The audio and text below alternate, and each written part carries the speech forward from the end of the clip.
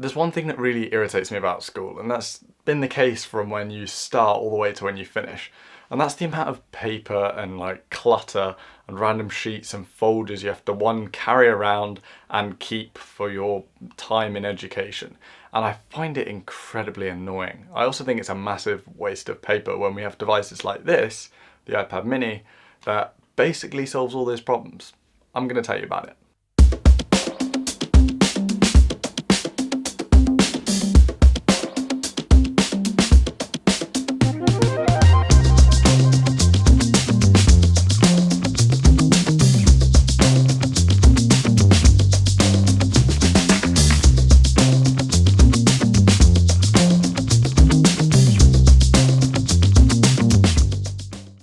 So yes, I'm a full-time A-level student here in the UK.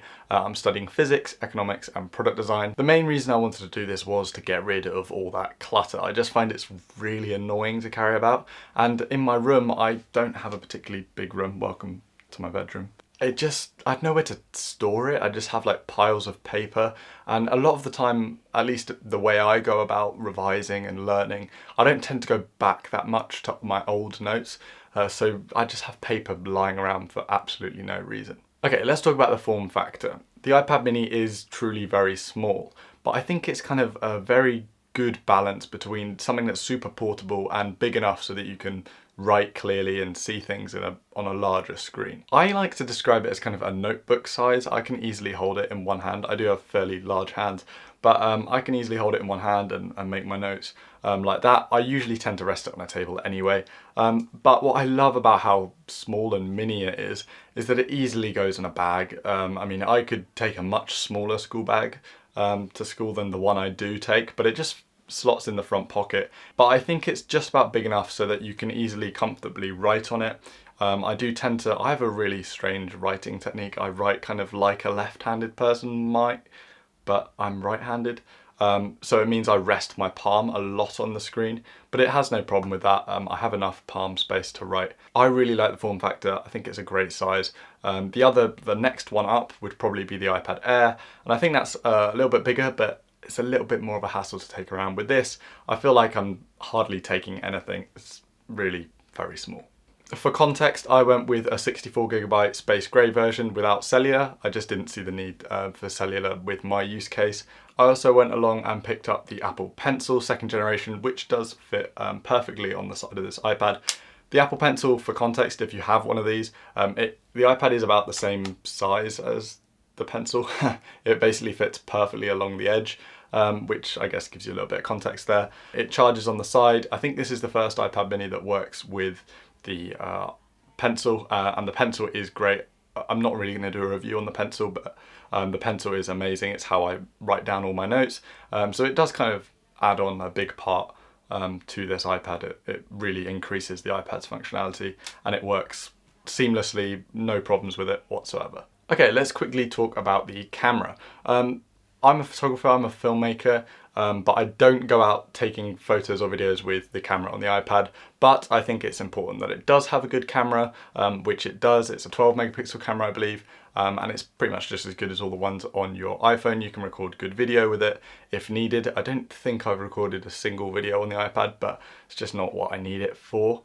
But I do use the camera to scan in any of the documents or worksheets that I get in class. So having a good camera is kind of essential. And then, I have my worksheet, which I can fill out digitally on the screen. So the camera's worked really well. It's nice and clear and sharp, and it scans those like documents really well. Speaking of the other camera, which is the front-facing camera, it's a really good camera. I think it's 1080. I don't know if it's 4K. I think it's 1080. I'll confirm that on the screen. But the main use for that is obviously like your FaceTime calls or your selfies, if you take selfies on an iPad. I don't personally, but for FaceTime calls it's great. It's got the center stage feature where it can keep you in the center and you can kind of like move around the screen, which I think is great for FaceTime. It's a really great device for FaceTime calls. It's kind of that one size where you're not seeing people like massive on your screen, but it's like a nice approachable size, and yeah, that center stage feature is really good. It keeps you in the center. I do think it kind of crops up a little bit too much sometimes. I think that's something that can hopefully be improved in future updates. But other than that, it's great. The cameras work fantastically. Okay, doing all this stuff, doing all the schoolwork, does it last a full day? What's the battery life like? Well, the battery life is pretty good. It's easily lasted me through a full day. I go in at 8:50 in the morning and leave at 3:40 in the afternoon for most days. Of course, I'm not using the iPad throughout that day constantly because obviously I've got a break for lunch, and sometimes I'm not making notes in class, or I'm doing other things. But it does normally last me a full day. I do sometimes bring the charger with me just in case, especially if I know I'm going to have a really intensive day.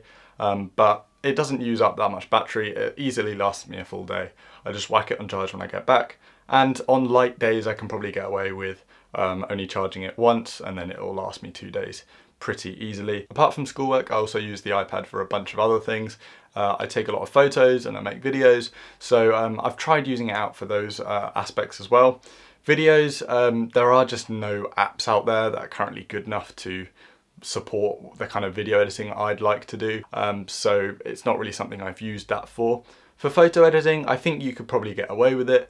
It's by no means got the most color accurate screen or the best HDR display. For that, you really need to look to the iPad Pros, but you know, that's a completely different ballgame in terms of price and size and all that sorts of things. If you do need something to just edit your Instagram photos or something simple, Photoshop works well on here, Lightroom works well. It's actually quite a nice sized screen for that kind of thing, better than just your phone. And the display is plenty good enough for that kind of thing. I wouldn't choose it over using my laptop to do it, but it's, you know, there if you need it. Okay, let's mention some quirks and weird bits and bobs that sometimes I find a bit strange about the iPad. The volume buttons, I know some people have mentioned, are on the top rather than kind of on the side where you imagine. I totally understand why that's been done, because obviously you don't want it to get in the way of the Apple Pencil, which is on this side. I do wonder whether they could have put them on the left, because that side kind of isn't being used, but they are on the top. Is it the end of the world? Not really. I do sometimes find myself kind of searching as to which side they're on. But is that really like a major problem? Not really. Then the power button, I forgot to mention, it's Touch ID, no Face ID on here. I don't really mind between Touch ID, my phone has Face ID, and this is obviously Touch ID. I don't really have a problem with it. Often the iPads are facing upright, so like flat on a table. So I think Face ID could be a bit awkward where you're kind of trying to look over the iPad. So to be honest, Touch ID might even be simpler. It works really well, it's pretty fast. And yeah, don't really have any complaints about it. It also charges using USB-C, which I think is great. It's really nice not to have lightning, which means you can also connect it to a bunch of accessories really easily. Like I can just plug it into my camera to download photos directly, which is great. I think it just makes your life so much easier. I think the iPhones eventually will go to USB-C as well, which will make everything a lot easier. I can just carry one cable for both my MacBook and my iPad mini, and yeah, it just works really well. I don't have to carry a billion cables around with me, which is really handy. I noticed that last one wasn't really a quirk or anything, it's just a good thing, but anyway. Okay, so to conclude, is the iPad mini something you should consider as a student?